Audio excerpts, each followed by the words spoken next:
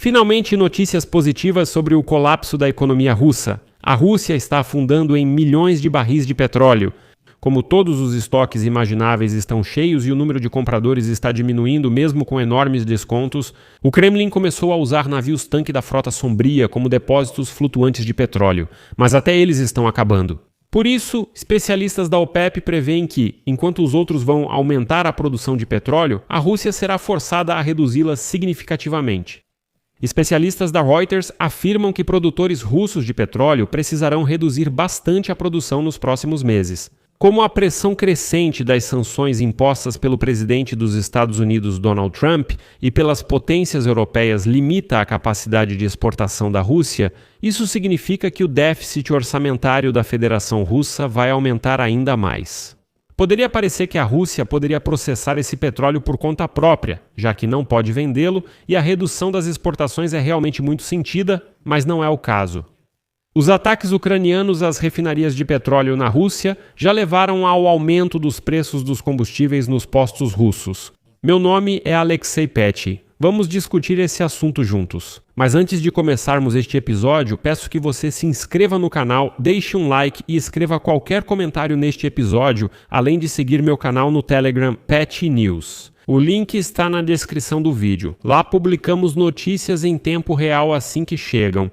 Então, especialistas do setor afirmam que os produtores russos de petróleo terão que reduzir significativamente os volumes de extração já nos próximos meses, já que a pressão crescente das sanções impostas pelos Estados Unidos e pela Europa limita a capacidade de exportação da Rússia. E os estoques na Rússia já estão praticamente totalmente cheios. Como escreve a Reuters, a exportação de petróleo russo permaneceu em geral estável nos últimos anos, apesar das sanções ocidentais em grande escala e da forte redução das compras de recursos energéticos da Federação Russa pela Europa. Moscou conseguiu redirecionar com sucesso a maior parte do petróleo transportado por via marítima para a China, Índia e Turquia, principalmente utilizando uma frota sombra para contornar as restrições, oferecendo ainda descontos significativos aos compradores, mas tudo mudou. Sanções dos Estados Unidos contra as duas maiores gigantes do petróleo da Rússia, a recusa gradual da Índia em comprar petróleo russo, sanções europeias sobre derivados de petróleo feitos a partir do petróleo russo, a caça à frota sombra e, claro, o retorno gradual da Venezuela ao mercado de petróleo. Como mostram os dados, a exportação de petróleo russo vem desacelerando há vários meses desde que Donald Trump endureceu as sanções e impôs tarifas contra a Índia devido à compra de petróleo russo. A demanda também foi afetada pela proibição da União Europeia, que entrou em vigor em janeiro, de importar combustíveis produzidos a partir do petróleo russo.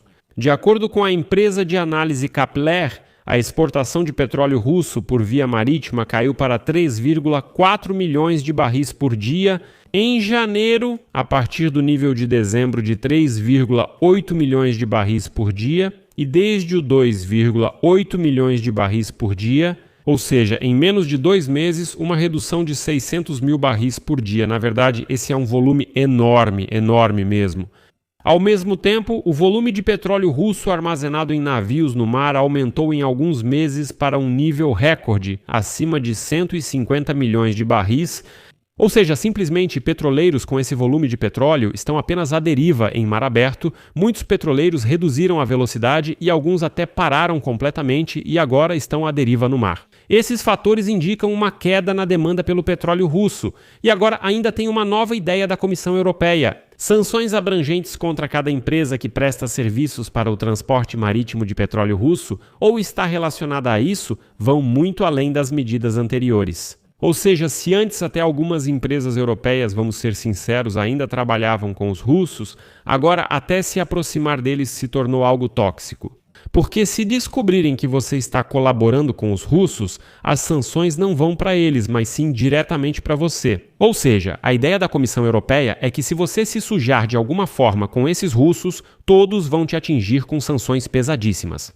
A pressão sobre as exportações russas provavelmente vai aumentar nos próximos meses, já que a Índia, o maior comprador de petróleo russo transportado por mar, agora planeja reduzir as compras em 2025 como parte de um acordo comercial com os Estados Unidos. Trump disse que Nova Delhi concordou em parar de importar da Rússia como parte do acordo. embora os funcionários indianos estejam tentando comentar esse assunto com muito cuidado.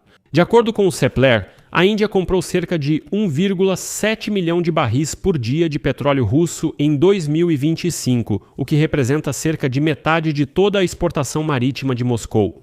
O volume das compras caiu para cerca de 1,1 milhão de barris por dia em janeiro, e apesar de uma leve recuperação esperada em fevereiro, a partir de março prevê-se uma redução significativa nos fornecimentos. Segundo fontes da Reuters, as 3 maiores empresas estatais de refino de petróleo da Índia pararam de aceitar ofertas de traders para fornecimento de petróleo da Federação Russa em março e abril. Depois disso, dizem para nem pensar em negociar. No entanto, é improvável que as importações para a Índia caiam a zero. Aqui também é preciso entender, porque eles têm, por exemplo, a refinaria Nayara Energy, com capacidade de 400 mil barris por dia. Ou seja, a questão é que o controle acionário pertence a estruturas russas, incluindo a Rosneft, e ela continuará dependendo do fornecimento russo. A partir de abril, ela ficará fechada por 1 mês para manutenções. E há rumores de que talvez até esse complexo seja convertido para processar petróleo pesado venezuelano. Também é preciso lembrar que existem refinarias indianas menores que provavelmente continuarão comprando petróleo russo, especialmente se os descontos se tornarem mais atraentes. Além disso, existem refinarias independentes chinesas, que também podem absorver parte dos volumes redirecionados, mas suas capacidades são limitadas. E a Rússia já representava cerca de 1/5 do total das importações de petróleo da China. E Pequim sempre evitou depender excessivamente de um único fornecedor, e é improvável que aumente muito a compra especificamente do petróleo russo. A China age de forma inteligente, sem nenhuma monopolização, mas toda essa situação provoca uma reação em cadeia. A desaceleração das compras causa uma reação negativa em toda a logística do petróleo da Rússia. As rotas mais longas dos navios da frota sombra levam ao atraso dos petroleiros, reduzindo o número de embarcações disponíveis para armazenar volumes adicionais de petróleo no mar. Como resultado, os produtores são obrigados a redirecionar mais petróleo para os estoques russos.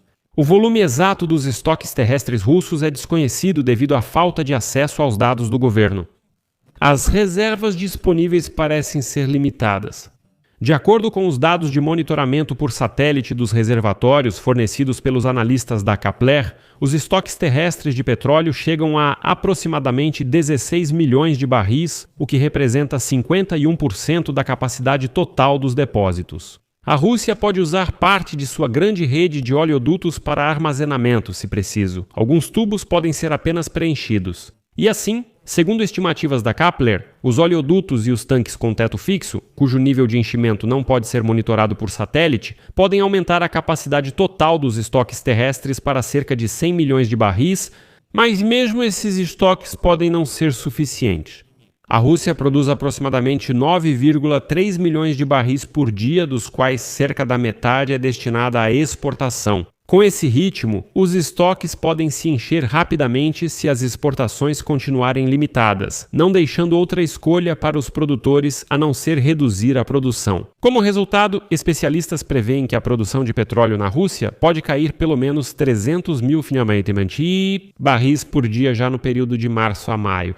E isso ainda são previsões muito otimistas. Porque não se esqueça que os drones ucranianos estão destruindo as refinarias de petróleo russas e é preciso levar em conta que o mercado interno também está sofrendo muito. E é importante lembrar que a receita da venda de petróleo e gás representa cerca de 1/4 das receitas do orçamento federal da Federação Russa. Mas as receitas do orçamento federal provenientes do petróleo e gás em 50% em relação ao mesmo período do ano passado, atingindo o nível mais baixo desde julho de 2020, e isso não é imaginação minha. Esse é o relatório oficial do Ministério das Finanças da Federação Russa de 4 de fevereiro, não acredita? Acesse o site do Ministério das Finanças da Rússia e leia todas essas informações.